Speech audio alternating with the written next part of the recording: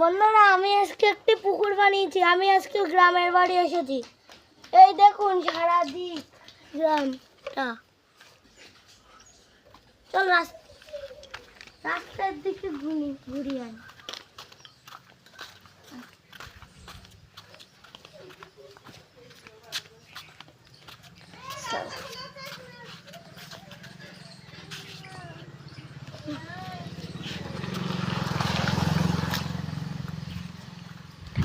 এই দেখুন আমার টাকলু বুনু।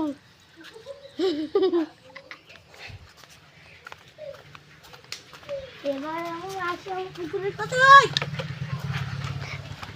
আমার পুকুরটা দেখুন, এমন স্লিপ বানিয়েছি এই পুকুরটায় আমি একদম গিয়েছি।